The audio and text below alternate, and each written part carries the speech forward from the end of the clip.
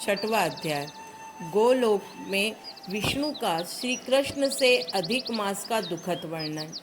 नारद जी बोले, हे पाप रहित ऋषि प्रवर, विष्णु भगवान ने गोलोक में जाकर क्या किया, सो कृपा करके मुझसे कहो। श्री नारायण बोले, हे नारद, अधिक मास सहित विष्णु भगवान जब गोलोक में गए तब वहाँ जो हुआ सो कहता हूँ, सुनिए। गो प्राणियों मणियों के खंभों से सुशोभित सुंदर ज्योतिर्धाम को विष्णु भगवान ने दूर से ही देखा। उस ज्योतिर्धाम से इतना प्रकाश निकल रहा था कि भगवान विष्णु की आंखें चकाचौंध हो गई, जिससे उनके नेत्र बंद हो गए। तब थोड़े थोड़े नेत्र खोलते हुए अधिक मास को अपने पीछे करके धीरे धीरे चले। भगवान श्री कृष्ण के मंदिर के पास पहुंचकर वे अधिक मास सहित विष्णु को बड़े आनंदित हुए। तब हरि के द्वारपालों ने उठकर उन्हें प्रणाम किया। फिर उन्होंने ज्योतिर्मय भगवान के द्वार में अपने मीचे हुए नेत्रों से ही प्रवेश किया और कहा, जाकर शीघ्र ही पुरुषोत्तम भगवान श्री कृष्ण को नमस्कार किया।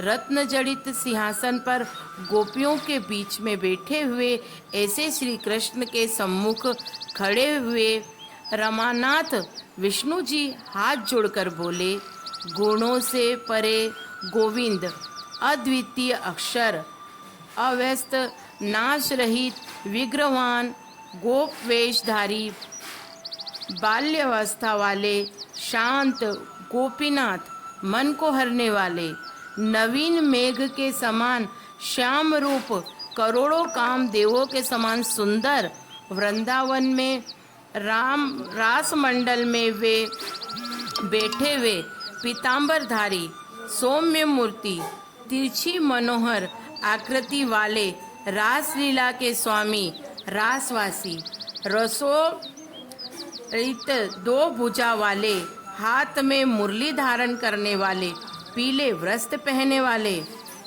भगवान मुझ पर प्रसन्न हो।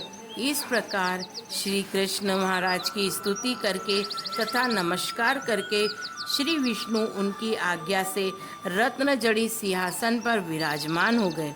श्री नारायण बोले, यह विष्णु द्वारा स्तुति किया गया स्तोत्र प्रातः काल उठकर जो मनुष्य पढ़ेगा उसके सब पाप नष्ट होंगे और खोटे स्वप्न देखने पर भी अच्छे फल देंगे। क्या पुत्र पौत्र की वृद्धि करने वाली गोविंद की भक्ति प्राप्त होगी? अपकीर्ति का नाश होकर निरंतर शेष कीर्ति बढ़ेगी।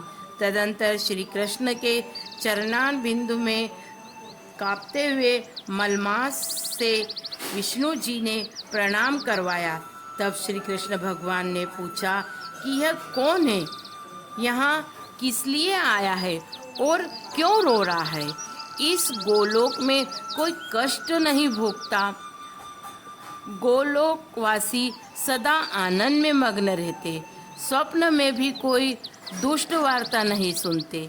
हे विष्णु, यह मेरे आगे दुखित नेत्रों से आंसू बहाता हुआ, थर थर कांपता हुआ क्यों खड़ा है? श्री नारायण बोले, नवीन मेघ के समान मनोहर श्याम शरीर वाले गोलोकनाथ के वचन सुन विष्णु भगवान सिंहासन से उठकर आदि से लेकर अंत तक मलमास के दुख सुनाने लगे। श्री विष्णु बोले, हे वृंदावन चंद्र, हे श्री कृष्ण, हे मुरलीधर, यह मलमास है, इसके कष्ट में आपके आगे कहता हूँ। इसका कोई अधीश्वर नहीं है, इस कारण इसे मैं यहाँ ले आया हूँ। आप इसके दुख को दूर करो। यह अधिक मास सूर्य की संक्रांति से रहित है, अपूज्य है और शुभ कर्मों में सदा वर्जित है। स्वामी रहित होने से, इस मास में स्नान दान नहीं करने से सभी वनस्पतियां, लताओं 12 महीनों ने, कलाओं, काष्ठाओं, क्षणों, उत्तरायण, दक्षिणायन, संवत्सरों आदि ने अपने अपने स्वामियों के गर्व को बल पर इसका अत्यंत अपमान किया है। इसलिए इस दुखाग्नि के कारण इसने मरने की ठान ली है। तब अन्य दयालु पुरुषों की प्रेरणा से यह मेरे पास आया है। हे ऋषिकेश, इस शरणार्थी ने कांपते तथा रोते हुए अपने समस्त दुखों को हमारे सामने खोलकर रख दिया है। इसके महादुख को आपके बिना अन्य कोई निवारण नहीं कर सकता। इस कारण इस अनाथ को हाथ पकड़कर आपके पास लाया हूँ। आप दूसरों के दुखों को दूर करने वाले हो, अतः इसका संताप को आनंद युक्त कर दो। हे जगतपते, आपके चरण कमल प्राप्त करके कोई शोकाकुल नहीं रहता। वेद वेदांताओं का ऐसा वचन मिथ्या कैसे हो सकता है? अब इसका दुख दूर करना आपका कर्तव्य है। मैं सब काम काज छोड़कर इसे लेकर यहाँ आया हूँ। मेरा आना सफल कीजिए। अपने स्वामी के सन्मुख कोई बार बार नहीं करनी चाहिए। ऐसी नीति शास्त्र के जानने वाले पंडित जन कहते हैं। इस प्रकार अधिक मास की सब कष्ट गाथा श्री कृष्ण भगवान से कहकर भगवान हाथ जोड़े श्री कृष्ण के मुख कमल ते हुए खड़े हुए निहारने लगे। ऋषि बोले, हे सूत जी, आप श्रेष्ठ वक्ता हो। आप दीर्घ काल तक जीवित रहें।